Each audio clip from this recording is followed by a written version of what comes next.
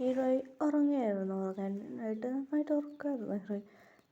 ഹീറോയി ഇറങ്ങി വന്നു. ഫ്രണ്ട്സിൽ ഹീറോയിനെ നോക്കി ചിരിക്കുകയായിരുന്നു. ഹീറോയ്ക്ക് അയ്യോ എല്ലാം നടുന്നത് അവർ നോക്കിയോ. ഫ്രണ്ട് പിടിച്ചു. മച്ചി ആ എന്താ പൂച്ച കിട്ടി എന്താ മച്ചി. ഓ പിടിക്കില്ല പറഞ്ഞ് അവരെന്ത് ചിരി. പോടി അങ്ങനൊന്നും പറയണ്ട. ആ പറയണ്ട പറഞ്ഞ് അവരെല്ലാം ചെയ്തല്ലടി.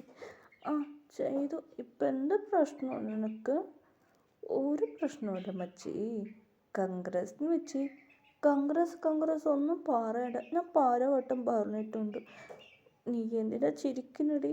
ഇങ്ങനെ കളിയാക്കാൻ പാടില്ലെന്ന് പറഞ്ഞിട്ടുണ്ട്. ആ അതെ BTS മെമ്പർ എനിക്ക് ലവ് അവർ ക്രഷ് ഉണ്ടായിരുന്നു പറഞ്ഞിരുന്നു. എന്താ മച്ചി നടക്കാതെ ചെയ്തു വെച്ചോ? അതെ മച്ചി നടക്കാതെ ചെയ്തു വെച്ചു. ഈ ചിന്ന് എടി ചിന്നുക്ക് ഉഴപ്പാണില്ല കാണാതെ അഡ്വാൻസിന്ന് പറഞ്ഞു അല്ലേ വെച്ച് ചെയ്തടി. ഓ അങ്ങനെയാണോ? അപ്പോൾ അതുമാത്രം പ്രശ്നമില്ലടി. ഇതാ ചിന്നു ഇവിടെ കടിച്ചു വെച്ചു. ഓ അങ്ങനെയാണോ? പിന്നെ എന്തടി ചെയ്തു? അത് മൊത്തം സുഖം പാൽ കുടിക്കാൻ വെച്ച് ചെയ്തടി. ആറും ചോർച്ച ചെയ്തടി.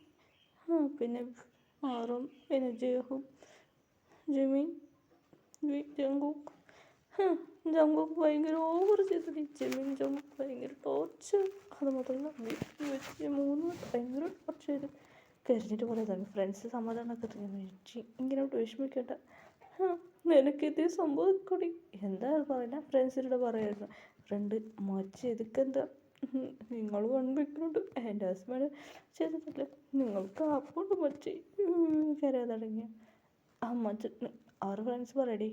അതെ എനിക്ക് മനസ്സിലായില്ലടേ ഇവരെങ്ങനെയാണ് മാരേജ് ചെയ്തത്. അറിയോ മച്ചി കോളേജിൽ നിറയെ ബോയ്സ് എനിക്ക് പ്രപ്പോസ് ചെയ്തിരുന്നു. അതിന് കാരണം ആരും നിനക്കറിയോ? ആരടി? വേറെ ആരില്ല ഇവർ തന്നെ. ഇതോടെ ഷോക്കായി. ഏതെല്ലാം സംഭവിച്ചു. അതുമാത്രം എനിക്ക് വേണമെന്ന് പ്രപ്പോസ് ചെയ്ത് അവർ ഇടിച്ച് കാലും പൊളിച്ച് വേണ്ടത് സൈക്കിളടി. അതേ മച്ചി അവർ പണിയതാണ്. ഒരു ബോഡി ഗാർഡ് ഇവിടെ വെച്ചിരുന്നത്. എനിക്കറിയാത്ത ബോഡി ഗാർഡ് അതാരടി? അത് വേറെ ആരുമില്ല എൻ്റെ ചേട്ടൻ തന്നെ. ഏടി എന്താ പറഞ്ഞ ചേട്ടനാ? ഓൾറെഡി എൻ്റെ ഫാമിലി കോളോട് സമ്മതിച്ചു.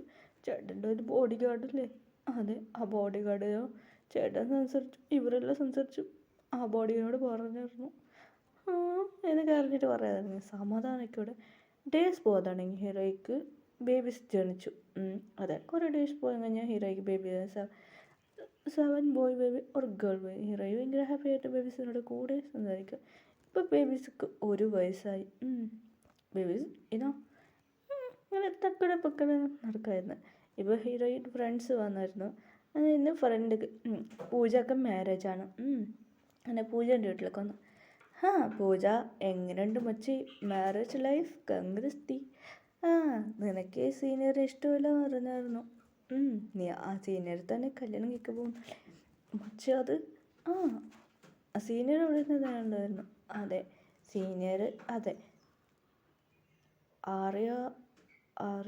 ആര്യൻ എന്ത് ആര്യ സീനിയറിൻ്റെ പുറകെ നടക്കായിരുന്നു.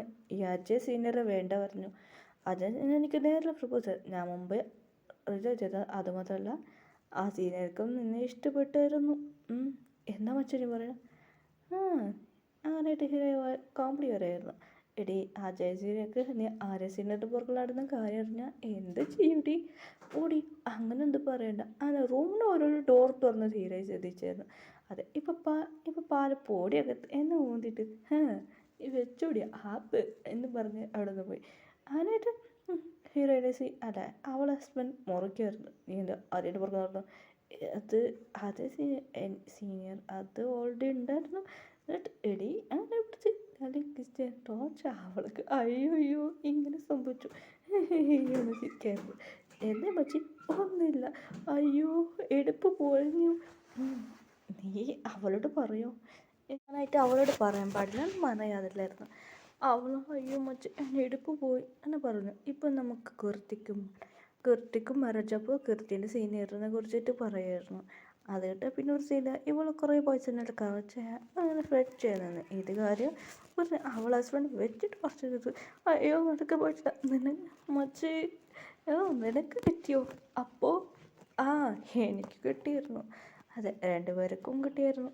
അവൾക്ക് ദിവസം കഴിഞ്ഞിട്ട് കുറച്ച് ദിവസം കഴിഞ്ഞ് അവൾക്ക് മാരേജ്. അങ്ങനെ എല്ലാവർക്കും ഹാപ്പി ആയിരുന്നു. ഹീറോയ്ക്ക് രണ്ടുപേർക്ക് കിട്ടിയല്ലേ അപ്പോൾ ഡേയ്സ് പോകുന്നത്. അവർ രണ്ടുപേർ പ്രഗ്നൻ്റായി കോൺഗ്രസ് മാച്ച് എന്ന് പറയായിരുന്നു.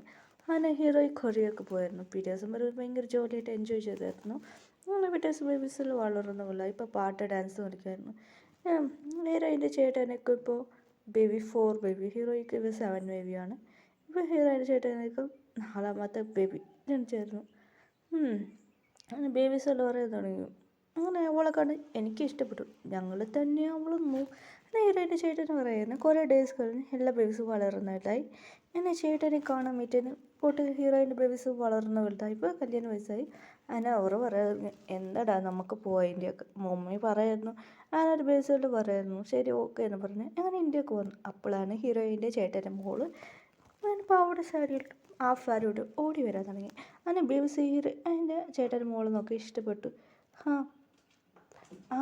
അമ്മോ എന്താ സുഖമെന്നോ സുഖമാണ് അങ്ങനെ പറഞ്ഞു. അയ്യോ ക്യൂട്ടായിട്ടുണ്ടല്ലോ. അങ്ങനെ ബേബീസൊക്കെ അതെ ഹീറോയിൻ്റെ കുട്ടികൾക്ക് ഇഷ്ടപ്പെട്ടായിരുന്നു. അങ്ങനെ ഹീറോയിൻ്റെ ചേട്ടൻ നോക്കായിരുന്നു. ഇവർക്ക് പിടിച്ചായിരുന്നു. അങ്ങനെ രണ്ടുപേർക്കും മാരേജ് ചെയ്ത് അവരും പഠിക്കുകയാണ് കോളേജ്. എടാ പറഞ്ഞക്ക് ജെന്നി പറഞ്ഞു എടാ മാരേജ് കഴിച്ച് ഓക്കെയാണ് ഓക്കെ മോം അങ്ങനെ പറഞ്ഞു. അവരെ കൂടെ മാരേജ് കഴിപ്പിച്ച് അങ്ങനെയായിട്ട് എല്ലാവരും ഭയങ്കര ഹാപ്പി ആയിരുന്നു. അതെ അങ്ങനെ ചേട്ടന് മാരേജ് കഴിച്ചായിരുന്നു. അതെ ഹീറോയിൻ്റെ ചേട്ടനൊക്കെ ഒരു ബോയ് ബേബി ഉണ്ടായിരുന്നു. അതുകൊണ്ട് ഹീറോയിൻ്റെ ഗേൾ ബേബിക്ക് ഇഷ്ടപ്പെട്ടായിരുന്നു. അങ്ങനെ എല്ലാവർക്കും മാരേജ് അങ്ങനെ ഭയങ്കര ഇന്ത്യയിൽ നിന്ന് സെറ്റിലായിരുന്നു. കുറേയൊക്കെ ബേബീസ് പോവാണ്. അതിപ്പോൾ പഠിച്ചു കഴിഞ്ഞ് ഗ്രാജുവേറ്റ് ആയി ബിസിനസ് എല്ലാം നോക്കായിരുന്നു. ഗേൾ ബേബി ഒരു ഡോക്ടറാണ് ഹീറോയിൻ്റെ മോൾ. അങ്ങനെ ഹാപ്പി എൻഡിങ് സ്റ്റോറി ഇഷ്ടപ്പെട്ടു ഫ്രണ്ട്സ്. Happy ending story.